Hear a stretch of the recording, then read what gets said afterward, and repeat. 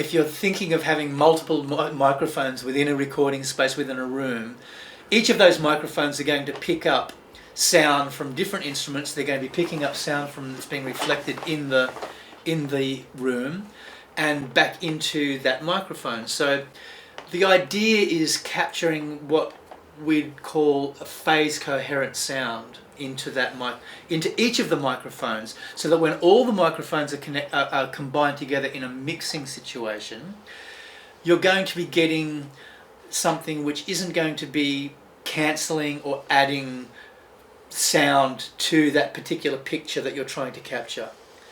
It's not something which is very easy to explain, but I guess it's really about focus. And the more focused, which I would also call phase coherent, the more robust that particular group within the ensemble is going to present within a mixed situation. Because a speaker can really only represent one frequency at a time.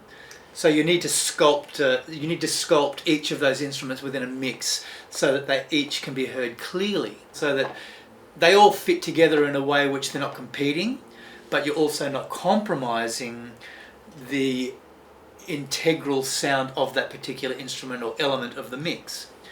Now, in an ensemble recording, which is kind of what I think this room here at Animato is really good for, because of the size of it. It's a good size, you can fit quite a lot of people in. So, when people are recording in an ensemble, you get a very different thing to when you're recording something where you put down a guide track and then the violins will come in and add their bit and then the basses will come in and add their bit.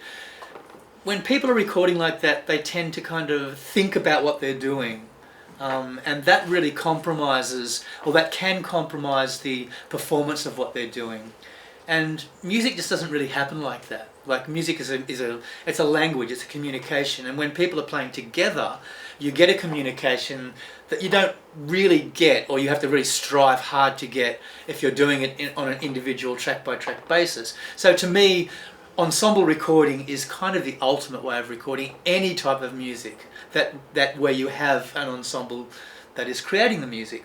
So I guess, what we try to achieve here is to record the ensemble in a way where all the microphones are positioned in a way where they're going to come together and give a depth of field to the sound, so that you get a depth.